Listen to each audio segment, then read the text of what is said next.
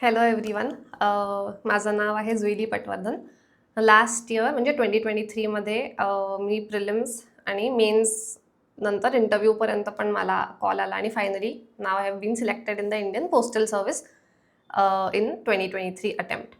So भरपूर लोकांचा मला ॲक्च्युली मेसेज आले की तुझं प्रिपरेशन कसं होतं, तू कुठून केलंस, तर ह्याचे आम्हाला थोडे डिटेल्स देशील का? आणि मी म्हटलं सगळ्यांना इंडिव्हिज्युअली रिप्लाय करण्यापेक्षा I would prefer to make a video so that अजून जास्ती लोकांपर्यंत हे पोचू शकेल. आणि विद्यागुरूच्या मार्फत मी म्हणलं करू सो दॅट अजून ऑफकोर्स जास्त लोकांपर्यंत पोचेल, कारण मी माझ्या ह्याच्यावर न अपलोड केला असता तर मे बी एवढ्या लोकांपर्यंत पोचला नसता.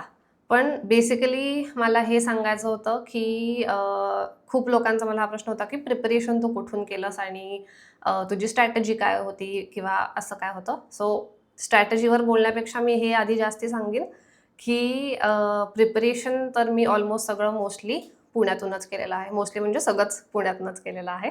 आणि त्याच्यासाठी ॲक्च्युअली माझं प्रिलिम्स झाल्यानंतर मेन्ससाठी भरपूर लोकांनी मला माझ्या बॅचमेट्सनी, क्लासमेट्सनी पण खूप लोकांनी सांगितलं की दिल्लीमध्ये तुला बेटर गाईडन्स मिळेल आणि तिकडे टेस्ट सीरीज असतील वेगवेगळ्या.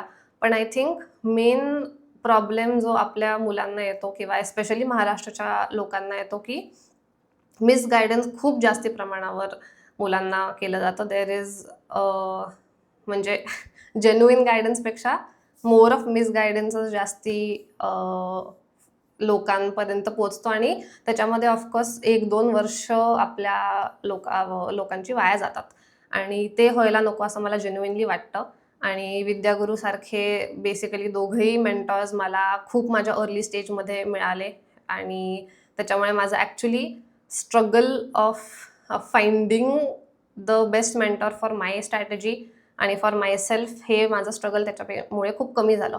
आणि आय हॅव सीन की त्यांनी किती जेन्युइनली एफर्ट्स टाकले आहेत आणि त्यांचं ऑफकोर्स त्यांनी व्हिडिओ बनवायला मला सांगितलं नाही. हा मी स्वतःच येऊन इथे बनवते. So it is not a marketing strategy. मला जेन्युइनली वाटलं की एस्पेशली महाराष्ट्रातल्या लोकांपर्यंत हे पोचायला पाहिजे की जर पुण्यात तुम्हाला एवढी चांगली एक इन्स्टिट्यूट अवेलेबल आहे जे तुमचं मेन्सचं प्रिपरेशन एवढ्या चांगल्या रीतीने करून घेऊ शकतं. आणि हे मी ऑफकोर्स कॉन्फिडेंटली म्हणू शकते बिकॉज मेन्सच्या कट ऑफपेक्षा भरपूर एजनी मी पुढे होते आणि that was my first mains. असंही नव्हतं की मी आधी मेन्स दिली आहे, मला काही एक्सपिरियन्स आहे. ऑलमोस्ट 30 मार्क्सचं एज मला मेन्समध्ये मिळालं आणि यू कॅन ऑफकोर्स नो की इवन 1 मार्काचा डिफरन्स UPSCच्या जर्नीमध्ये आपल्यासाठी काय करू शकतं.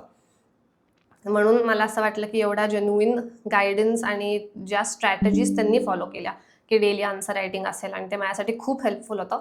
आणि दिल्लीला जाऊन एस्पेशली एक तर काय होतं, तुमचं सगळं खाण्याचे हॅबिट्स आणि हे राहण्याच्या जागा, खर्च त्याच्यात एवढा जास्ती आहे. तुम्ही जर तुमच्या घरी बसून, मला आठवत नाही की मी एक पण मेनसाठी ऑफलाईन कुठे जाऊन एक्सेप्ट फुल लेंथ टेस्ट, मला आठवत नाही की मी कुठे जाऊन ऑफलाईन सेंटर्सला कुठे अभ्यास केला जाऊन. जो मी काय अभ्यास केला तो सगळा घरी पुण्यात बसूनच अभ्यास केलेला आहे. त्यांचे ऑनलाईनच माझ्यावर लेक्चर असायचे किंवा डेली आन्सर रायटिंग जे असायचं ते आम्ही स्कॅन करून रोज पाठवायचं. आणि रोज माझ्याबरोबर माझी फ्रेंड दीक्षा होती. आम्हाला दोघींनाही इंटरव्ह्यू कॉल आला होता 2023मध्ये आणि दोघींनी आम्ही असं वेगळं काहीच केलेलं नाही आहे. आम्ही पुण्यात आमच्या आमच्या घरी बसून रोज फक्त एवढंच होतं की कन्सिस्टंटली केलेलं आहे आणि the feedback which was given to us for our answers was definitely a game changer in both of our preparation.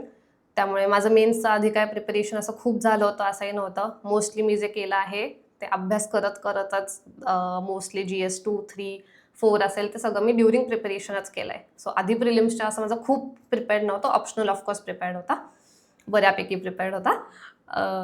पण हे मला मेन सांगायचं होतं की मिसगायडन्स थ्रू तुम्ही कोणाच्या तरी बोलण्यातनं ऐकून असं करू नका की चांगले क्लासेस फक्त दिल्लीमध्येच आहेत. आता आपल्याकडे खूप चांगला ऑप्शन पुण्यातच अवेलेबल आहे आणि मला असं वाटतं की जर तुम्ही घरनं बसून तुमच्या घरी चांगलं आणि diet of course plays a very important part असं मला तरी वाटतं. त्यामुळे जर तुमचं घरचं तुम्ही घरी राहून घरचं खाणं खाऊन जर तुम्ही चांगल्या रीतीने ही एक्झाम क्लिअर करू शकण्याचा तुमच्याकडे चान्स आहे तर why not? Why do you have to go to any other place when you have something right in your own state.